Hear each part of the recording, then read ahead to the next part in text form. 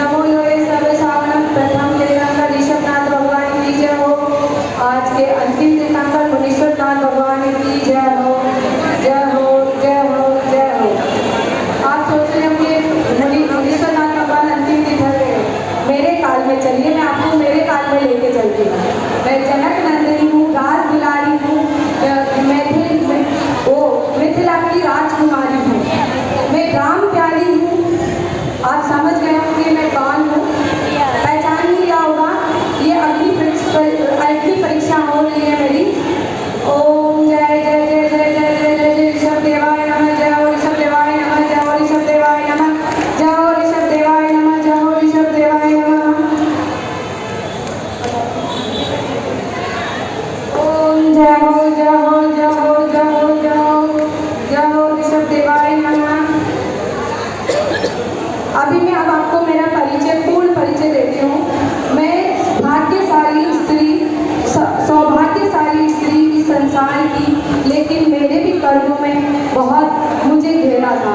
मुझे कई कर्मों ने मेरे ऊपर उत्सर्ग हुआ था और इसी तरीके से मेरे जीवन का शुरुआत हुआ। मैं राजकुमारी बनी, मेरा विवाह राम से हुआ। राम से विवाह के पश्चात मैं पटरानी बनने वाली थी। ये सौभाग्य मुझे मिलने ही वाला था कि तुरंत ही मुझे एक दुखों का पहाड़ टूट पड़ा और मुझे पता चला कि महल गामिनी वन गामिनी होने वाली है, महल गामिनी वन गामिनी होने वाली है। और मेरा ये दुखों का ये शुरुआत थी। आप जानते जाएंगे, सोचते जाएंगे, ये दुखों की शुरुआत थी। रावण, अधम्य रावण ने मुझे घेर लिया, उसने मुझ पर घोर उत्सर्ग किया, घोर पाप किया, घोर संताप किया, उपहार के रूप में कई पाप किए। पर राम मेरे पति थे, उन्होंने अपना पति धर्म निभाया, मुझे घर ले आए, सब कुछ सकुशल मंगल चलने लगा। लेकिन यह अंत नहीं था, परीक्षाएं अभी और होना बाकी थी। इन्हीं परीक्षाओं की कड़ी में एक नई परीक्षाएं जुड़ गई, लेकिन अभी सब ठीक चल रहा था, सब कुछ खुश था।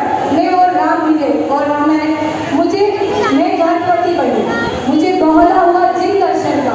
राम से मैंने कहा मुझे जिन दर्शन करवा दीजिए, जिन मंदिरों के दर्शन, लेकिन मुझे नहीं पता था कि मेरा जिन मंदिर दर्शन कहाँ ले जाएगा। मुझे किसी दास के साथ भेज दिया गया किसी भयानक जंगल में, जहाँ शेर में चीते थे। मैं बार बार रो रही थी, विलाप कर रही थी, दुखों से पीड़ित थी, बार बार मूर्छित हो रही थी।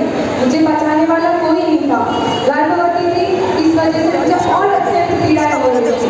किंतु उसी समय भगवान मेरे साथ थे, राजा कुंडली का, और उन्होंने वज्रचंद राजा ने मुझे मदद की और वो मुझे अपने घर लेके गए। लेकिन वहाँ मुझे अलवंगनाथ और अनंतनाथ पुत्र हुए। लव और कुश, जिन्हें आप कहते हैं लवण और अकुश, वो मेरे पुत्र हुए। लेकिन उन्हें मेरी कहानी पता चल गई। उन्हें अपने पिता पर क्रोध आया कि मेरे पिता मेरी माता के साथ ऐसा कैसे कर सकते हैं, मेरी माता इतनी शीलवती नारी है, वो कैसे कर सकते हैं। लेकिन यह हुआ। और फिर जब उन्हें पता चला कि मैं पुंडरीक राज्य में हूँ, उन्होंने मुझे बुलावा भेजा। मैं गई, लेकिन यहाँ भी मेरे लिए कुछ सही नहीं था। यहाँ मुझे ये अग्नि परीक्षा देनी पड़ रही है। ये राजा राम ने कहा नहीं, लेकिन हुआ। ये अग्नि परीक्षा मुझे देनी पड़ रही है। लेकिन अब मेरा मन इन सब से उठ गया है, मुझे इस संसार में अब नहीं रहना। मैं ऋषभनाथ भगवान के चरणों में अपने आप को समर्पित करती हूँ और मैं अपने आप को इन्हीं के सानिध्य में रहना स्वीकार करती हूँ। ये तो थी सीता की कहानी। आगे जानिए क्या हुआ।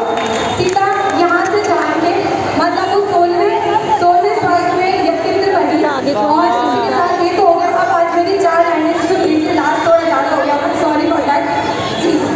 क्यों सीता को जलना पड़ा अग्नि में, क्यों सीता को जलना पड़ा अग्नि में, क्यों सीता को पग पग परीक्षाएं देनी पड़ी, क्यों सीता को पग पग परीक्षाएं देनी पड़ी इसी समाज के बीच में।